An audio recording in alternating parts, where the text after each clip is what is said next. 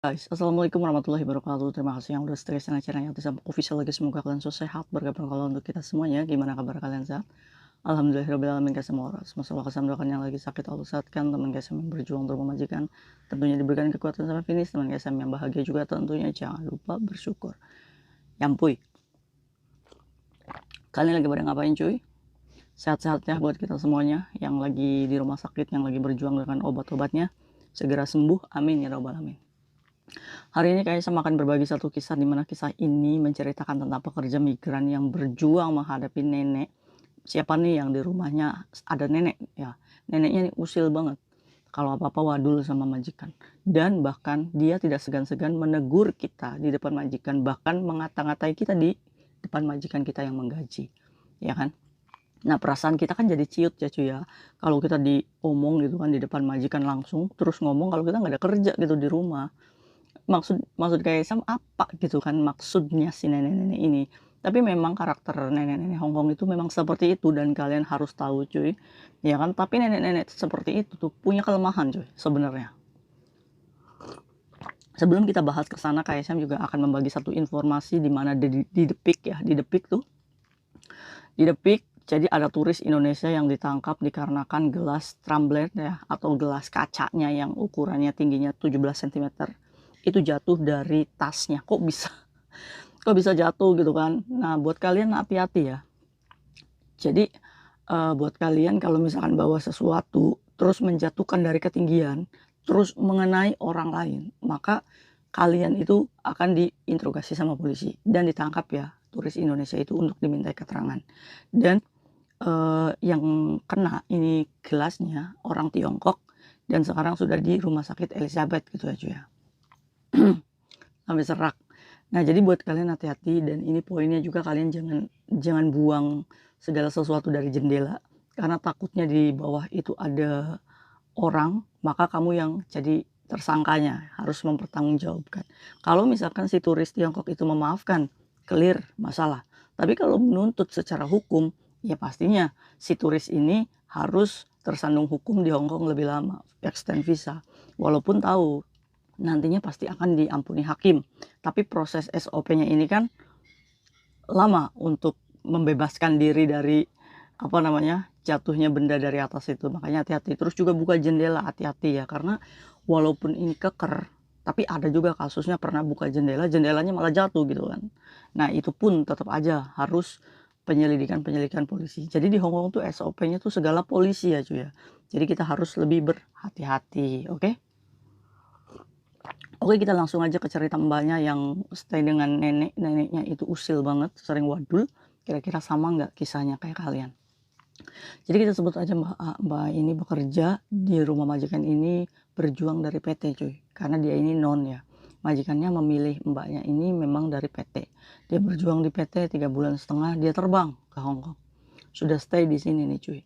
Namanya kita baru dari Indonesia ke sini ya cuy ya. Adaptasinya berbeda, bahasanya juga kadang masih belum mengerti ya kan. Itu sangat wajar banget ya cara bekerjanya. Terus kalian pernah nggak ada di rumah majikan, terus kita nggak tahu gitu harus kerja apa. Sebenarnya kita tahu kita asisten rumah tangga, tapi mulai dari mana nih bingung gitu. Pernah nggak kalian mengalami seperti ini? Kalau misalkan kalian mengalami itu hal yang wajar banget ya. Terus aja pada waktu itu kayak Tisa memulai dari dapur dulu dibersihkan ya kan. Kira-kira kalian ngelihatnya tuh mana dulu nih ya yang mungkin bisa dijangkau, kalian coba ambil segala sesuatu atau kalian bertanya dulu, apa yang harus saya lakukan mem gitu kan. Biasanya nanti majikan akan memberikan pengajaran gitu kan, ini elap buat ini elap buat ini. Nah, kamu ingat tuh, kalau kamu nggak ingat kamu catat lebih baik. Nah, si Mbak A ini neneknya termasuknya pertama kali ini kesannya baik cuy, baik, segala makanan dikasih. Wah, Mbak A ini udah bahagia ya, alhamdulillah saya berada di lingkungan keluarga yang baik gitu kan. Si neneknya ini belikan makanan pokoknya. Di kamarnya Mbak A, kebetulan Mbak A ini punya kamar sendiri ya. Jadi di kamarnya Mbak A ini udah disediain makanan banyak, ada pokoknya penyambutan Mbak A ini the best lah. Jadi Mbak A ini merasa, "Oh alhamdulillah ya." Nah kebetulan nih, si Mbak A jaga kakek, tapi kakeknya masih bisa berjalan pelan-pelan lah cuy, tapi kalau misalkan nggak dijagain ya takut juga gitu kan. Nah akhirnya si nenek ini memberikan kesan baik ya, neneknya sekitar umur 80 tahunan cuy, dan majikannya ini sekitar 45 tahun, majikan perempuannya, masih muda lah ya, yang menggaji itu. Tapi si anak perempuannya ini nggak stay dengan kakek neneknya yang dijaga si Mbak A. Jadi kadang setiap Sabtu Minggu dia pulang ke rumah orang tuanya hanya sekedar makan malam, selesai. Terus kalau ada acara-acara kayak public holiday yang harus pulang ke rumah, anaknya juga pulang ke rumah ya cuy ya, untuk makan. Jadi Mbak A ini hari pertama ditinggal oleh majikannya dan bekerja di sini ya kan, ya dia dikasih tahu aturannya dan Mbak A ini merasa bingung cuy. Kenapa bingung Kak Hisam? Karena neneknya ini mengajarkan pekerjaan ke Mbak A, tapi dengan cara yang cepat gitu cuy. Ya kan? Udah ngomongnya nyerocos aja kayak Hisam, saya nggak ngerti gitu kan. Ya saya ikutilah apa yang disuruh sama nenek ini. Kadang apa namanya, harus dikerjakan 2 atau 3 kali karena memang tidak cocok dengan hati si neneknya ini. Wah, udah nih, udah kena serangan mental nih Mbak A nih. Wah, ternyata kerja di Hongkong gini amat ya, udah rumahnya kecil gitu kan, jadi pekerjaan cepat selesai, kadang, apa namanya, harus ngelakuin apa lagi. Nah, berjalannya waktu nih, Mbak A ini bekerja di rumah nenek dan kakek tersebut ya, cuy, ya. Dan kebiasaan si nenek ini, kalau misalkan Mbak A makan, itu selalu ada aja yang diambil di dapur nih ya. Kebetulan Mbak A ini makannya di dapur ya, cuy, ya. Terus ada aja, terus dia itu suka ngeliatin tuh makanannya kita tuh apa, ya mungkin maksud si nenek ini barangkali kurang kali ya, ah enggak Kak Isam, itu mah kena kepo aja si nenek itu. Jadi kalau saya makan tuh ngeliatin, apalagi kalau saya ke pasar Kak Isam, itu di jam Kak Isam. Kalau misalkan saya telat 5 menit aja, dia itu ngomel, "Kamu tuh kemana aja?" katanya, "Makanya juga kalau ke pasar tuh jangan main handphone," katanya. "Kamu jangan ini, masa ke pasar cuma deket aja segini aja." Wah udah bawel banget. Udah kelihatan ya? Iya dong. Kita tuh kalau misalnya sudah stay dengan orang tersebut 3 hari kita udah akan tahu watak dan karakternya ya kan. Nah itu, tapi kita kita mau nggak nih untuk belajar beradaptasi atau belajar mengenal karakter mereka gitu. Kalau misalnya kalian mau sabar, pastinya kalian bisa melewati sampai finish cuy. Nah, terus udah kayak gitu cuy, dia kerja lagi ya kan, selalu diawasi, salah sedikit ya kan, dia langsung datengin si Mbak A, "Gini caranya," katanya kayak gitu kan. Akhirnya mungkin neneknya juga ada di fase capek ya kan, Mbak A-nya juga udah kesel ya kan, berjalannya nih cuy, bekerja alhamdulillah sudah 7 bulan, dijalani potongan sudah selesai gitu kan. Mbak A juga udah dengan keadaan nenek yang seperti itu, tibanya nih cuy, mulailah ada komplain-komplain. Mungkin di sini neneknya udah rungsing ya, Mbak ini kerja dinilai dinilai di mata neneknya tuh kayak tisam saya itu nggak bisa kerja, jorok, makannya jorok juga, pokoknya intinya lelet, ya pokoknya tidak sesuai target apa yang diminta sama neneknya. Suatu hari nih kayak majikan saya ini pulang masak ya kan, nenek saya itu selalu pengennya itu makanannya dimakan sama anaknya. Saya tuh kesel ya Kak Isam ya, dia ngajarinnya begini, terus tiba-tiba berubah lagi, dia nyalahin saya, katanya saya itu kemjon, bodoh katanya. Lah, dia sendiri yang ngajarin saya masaknya pakai ini, terus saya saat saya jawab salah semuanya, ya kan. Wah dia pengennya serba bener, yo pasal 1 ya, semuanya pengen bener gitu kan. Mungkin karena pada waktu itu masaknya cukup banyak Kak Isam dan mungkin dia juga lelah, saya juga membiarkan dia itu untuk berekspresi, ngasih makan anaknya kayak gimana, akhirnya anaknya datang, makan, ya kan. Di meja makan, itu majikannya selalu manggil si Mbak ini, "Mbak, sini makan bareng di meja makan." Nah, sekalinya makan di meja makan bareng, ya kan di situ, kalau misalkan si nenek ini ngomong, "Dia itu nggak nurut," katanya, "dia tuh nggak bisa kerja," ya kan. Ini diawali pembukaan dari majikannya, "Gimana Cece, kamu di sini oke?" katanya kayak gitu kan. Wah, langsung disamber nih sama si neneknya kalau misalkan, "Ya dia kerja apa sih di sini, nggak ada kerja dia mah main handphone aja." Ya kan, "Masa ke pasar aja segini, nggak tahu ngapain dia ke pasar." Ya pokoknya intinya ngeluarin lah unek-uneknya ya.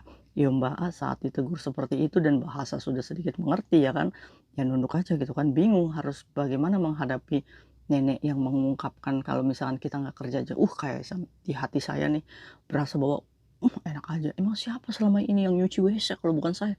Emang siapa yang gantiin itu popok suamimu kalau bukan saya, ya kan?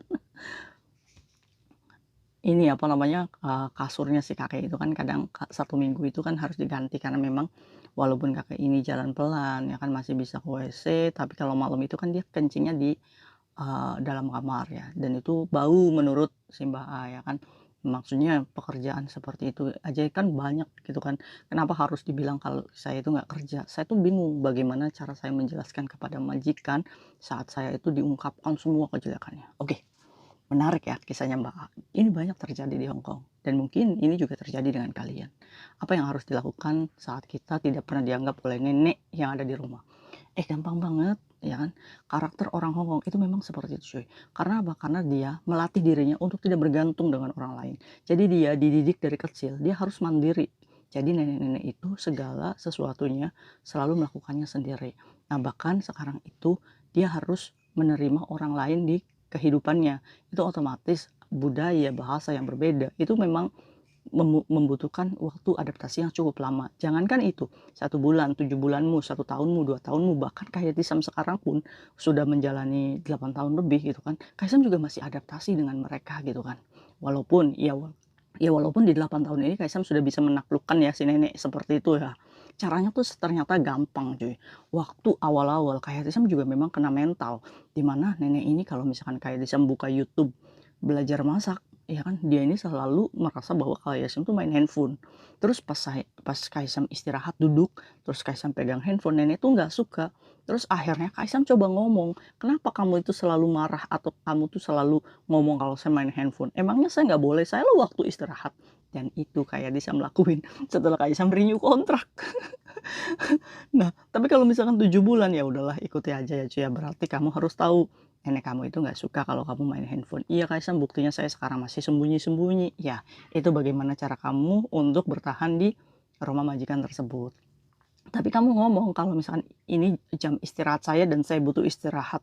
Jadi saat istirahat ya saya boleh dong pegang handphone gitu kan. Tapi kamu juga batasi jam istirahat kamu tuh jam berapa. Dan pastikan ngomong sama nenek, saya istirahat jam segini segini. Ya udah gitu kan, nggak diganggu. Walaupun dia mondar-mandir di dapur, cuekin aja. Karena memang begitu cuy. Satu, dia penasaran apa yang kita makan. Yang kedua, dia pengen membuat kita itu merasa hatinya sibuk supaya kerja lagi gitu kan. Padahal yo kerja sudah dikerjakan semua.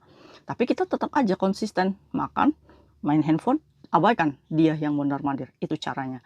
Terus yang kalau misalkan pekerjaan yang selalu salah Kaisang, apa yang harus dilakukan?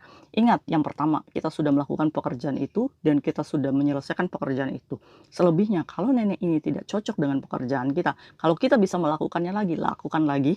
Tapi kalau misalkan tidak, kalau misalkan kita sudah merasa bahwa itu udah bersih dan udah semaksimal itu, kita boleh ngomong, saya sudah melakukannya dan saya sudah membersihkannya. Kalau misalkan nenek itu tibanya itu dia melakukannya sendiri, biarkan aja. Karena biar dia energinya keluar, emosinya keluar. Jadi udah nggak ngomel-ngomel gitu.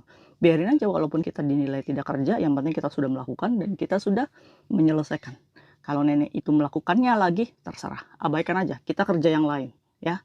Biar nenek ini tidak merasa bahwa apa yang dia komplain ini selalu kita turuti cuy. Itu ya. Itu yang kedua.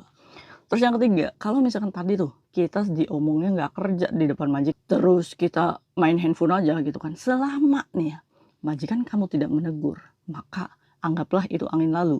Jadi biarkan aja, itu ibaratnya nenek-nenek kita ini lagi cari perhatian sama anaknya. Karena apa? Karena anaknya yang bertanya itu ke kita, jadi attentionnya anaknya kayaknya berubah ke kita gitu kan. Padahal yang mengerjakan semuanya di mata nenek itu adalah dia gitu kan.